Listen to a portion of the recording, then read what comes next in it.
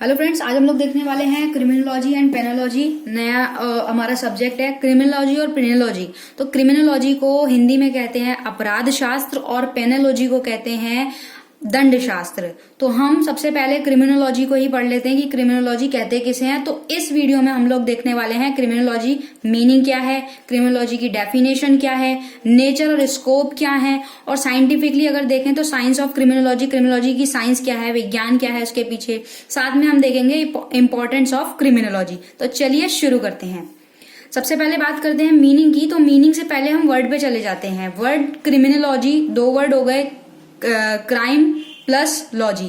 तो अब क्या है, साइंटिफिकली अगर हम देखें तो ये लैटिन वर्ड से सबसे पहले निकला। लैटिन वर्ड में क्रीमेन एक वर्ड था, लैटिन वर्ड जो है आपका क्रिमेन। तो क्रिमेन का इंग्लिश में मीनिंग होता है क्राइम और हिंदी में इसको बोलते हैं अपराध। और जो लॉजी वर्ड है वो इंग्लिश का वर्ड है, वो लैटिन वर्ड नहीं है, वो इंग्लिश का वर्ड है। तो क्राइम प्लस लॉजी क्रिमिनोलॉजी बना, जहां पर हम क्राइम क्यों होता है उसकी स्टडी करते हैं।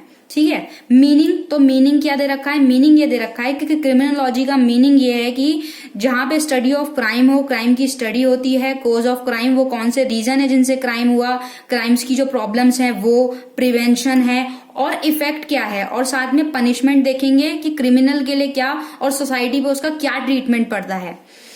साथ में इनइफिशिएंट ट्रीटमेंट ऑफ जुवेनाइल, जुवेनाइल जो है जो छोटे बच्चे क्राइम कर देते हैं वो, प्लस अडल्ट, दोनों के लिए क्या रीजन रहता है, क्या क्रिमिनल बिहेवियर रहता है, पनिशमेंट क्या रहती है। हम सभी ये जानते हैं कि हमारी थ्योरीज के बेस पे पनिशमेंट मिलती है। तो उसमें एक थ्योरी रहती है रेफर्मेटिव थ्योरी। अपने इंडिया में उस पर ही ज्यादा जोर दिया जाता है, रेफर्मेटिव थ्योरी को, जिसको हिंदी में हम कहते हैं सुधारात्मक। सुधारात्मक नाम से ही पता चला, रिफॉर्म करना, सुधार करना। तो वो पैटर्न देखेंगे क्रिमिनल के लिए और सोसाइटी के लिए, दोनों चीजें क्या रहती हैं। डेफिनेशन बात करते हैं। डेफिनेशन, इसकी डेफिनेशन में कोई सर्टेनिटी नहीं है, कोई सर्टेन एक डेफिनेशन नहीं है कि इसको यही इस तरीके से होगा। तो इसमें बहुत सारे जो क्रिमिनोलॉजिस्ट हैं उन्होंने अपनी अलग अलग डेफिनेशन दी है। तो अकॉर्डिंग टू सेलिन की बात करें, इन्होंने ये बोला कि जो लॉ मेकिंग है, लॉ बना, लॉ ब्रेकिंग है, फिर उसके रिएक्शन, जो भी पॉइंट्स ऑफ व्यू हैं, ठीक है, उसको कंट्रोल करने के जो भी मेथड हैं, ऑब्जेक्ट हैं, जो भी चीजें हैं, तो यूजफुल जो भी ऑब्जेक्ट हैं वो हम क्रिमिनोलॉजी में देखते हैं। उसके बाद बात करी अकॉर्डिंग टू सदरलैंड ने क्या चीज बोली, इन्होंने ये चीज बोली कि जैसे आप अगर एक बात करते हैं क्रिमिनोलॉजी की, तो क्रिमिनोलॉजी में ये होता है कि रिगार्डिंग क्राइम, और इन्होंने एक तरीके से क्राइम को ना सोशल फिनोमिना, सामाजिक घटना के रूप से इन्होंने जोड़ दिया कि क्राइम जो है एक तरीके से कहीं ना कहीं सामाजिक से निकल के बना और सामाजिक के रूप में ही धारण करता है। उन्होंने ये बात कही कि जो क्राइम है ना, क्राइम और सोसाइटी के बीच में एक रिलेशन रहता है। और जब हम मतलब क्राइम से रिलेटेड कोई भी चीज पढ़ते हैं तो हमें साथ में ये भी देखना होता है कि सोशल फिनोमिना क्या था और क्या है। इनडायरेक्टली इन्होंने यही बोला कि जो भी अपनी की आपके सोसाइटी की या अपने सोसाइटी की फिनोमिना वगैरह होते हैं, उनके संबंध में ही जो है क्रिमिनोलॉजी को देखा जाता है। उसके बाद जो कृष्ण अय्यर जी हैं, अपना जस्टिस अय्यर जी हैं, उन्होंने ये बोला कि इसमें ये देखा जाता है number of judgment point to be noted, sympathy वगैरह, अप्रोच वगैरह, ये सब चीजें देखी जाती हैं। साइंटिफिक सिस्टम वगैरह जो है, not only on the crime but also the criminal crime के साथ साथ क्रिमिनल भी क्या साइंटिफिक चीजें हैं, वो सारी चीजें हम देखते हैं। इन शॉर्ट में हम यही समझ सकते हैं क्रिमिनोलॉजी को कि क्रिमिनोलॉजी क्या है, branch of science which deal with the crime, जो कि क्राइम और क्रिमिनल्स के बीच को डील करती है। साथ में ये पनिशमेंट और ट्रीटमेंट क्या है कि क्रिमिनल को पनिशमेंट मिलनी चाहिए या क्या मिलना चाहिए। तो इस तरीके से इसको हम समझ सकते हैं।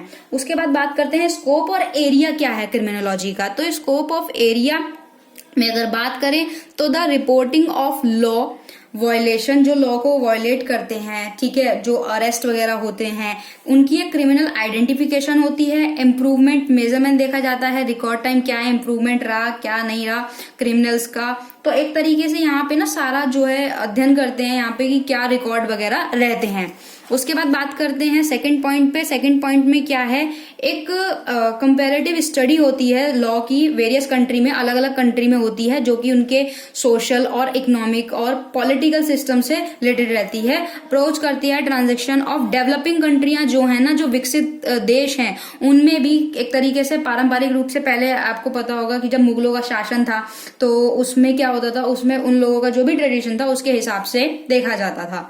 उसके बाद बात करते हैं द फॉर्मुलेशन, टेस्टिंग और रिवीजन ऑफ हाइपोथेसिस और थ्योरीज वगैरह क्या है कि भाई किस तरीके से जो है क्राइम हुआ और कैसे उसके जर्नल और पर्टिकुलर जो भी पैटर्न है, क्राइम के भी पैटर्न होते हैं, तो वो किस तरीके से पैटर्न में हुआ, क्रिमिनल ने किया, उसकी पर्टिकुलर एक्टिविटी, हर एक चीज का यहाँ पे हम पढ़ते हैं। उसके बाद the study of control of problem, जो भी प्रॉब्लम्स हैं उसको कैसे कंट्रोल करना है, connection with crime such as abnormal sex वगैरह, ऑफेंडर वगैरह क्या है, prostitution, suicide, narcotic drug addiction, ये सारे गैम्बलिंग वगैरह, बैगिंग वगैरह, ये सब चीजें जो होती हैं, इन सब चीजों को हम क्रिमिनोलॉजी में ही पढ़ते हैं। ये इसका एक तरीके से स्कोप है।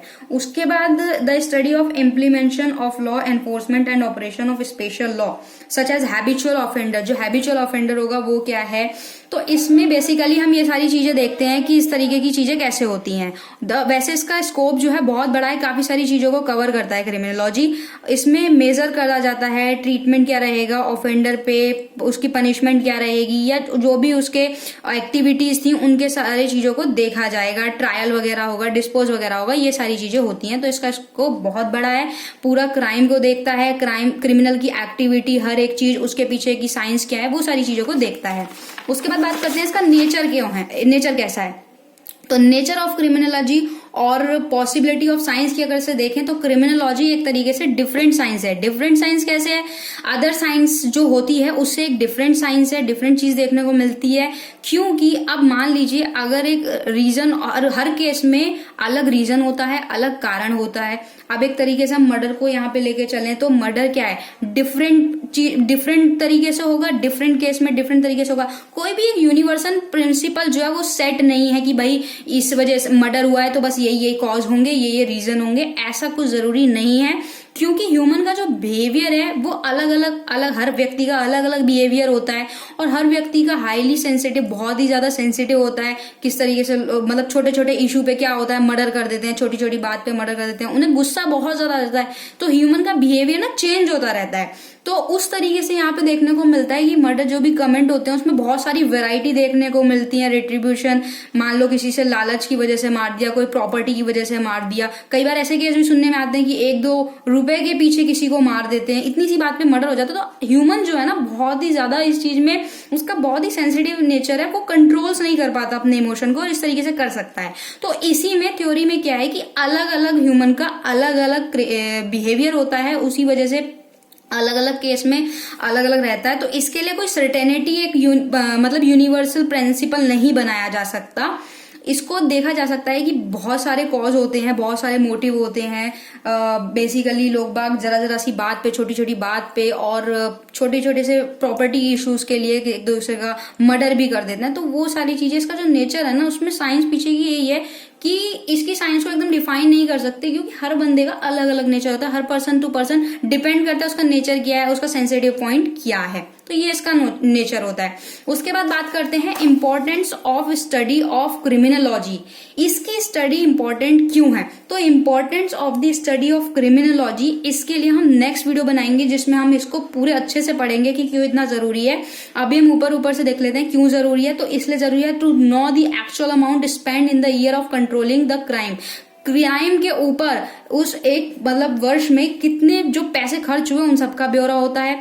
To know the reason which make man a criminal, वो रीजन जानने होते हैं कि किस रीजन से जो मैन है, जो ह्यूमन है, वो क्रिमिनल बना। Knowledge of criminology essential professional person के लिए भी, जो पेशेवर वगैरह हैं उन लोगों के लिए भी, और जो सोशल वर्कर हैं उनको भी इस चीज की नॉलेज होनी चाहिए। क्रिमिनोलॉजी की नॉलेज एसेंशियल ऑफ लेजिस्लेचर, जो विधायिका है हमारे देश की, उसको भी होनी चाहिए। क्रिमिनोलॉजी की जो नॉलेज है वो पुलिस ऑफिसर, जो पुलिस अधिकारी हैं, उनको भी होनी चाहिए। कोई भी क्राइम होता है या कुछ भी ऐसा होता है तो उसमें सबसे पहले जो भी होता है एक पुलिस ऑफिसर को ही तो देखना होता है ना कि किस कॉज में क्या क्या सुसाइड है या मर्डर है, तो वो सारी चीजें, इसलिए उसके लिए नॉलेज जरूरी है क्रिमिनोलॉजी की। 6 पॉइंट पे criminology of criminology is necessary for magistrate जो है, जज जो है हमारे, और जो हम जैसे अपना स्टूडेंट ऑफ लॉ हैं, जो लॉ के स्टूडेंट्स वगैरह हैं, उन लोगों को लिए भी जानना जरूरी है।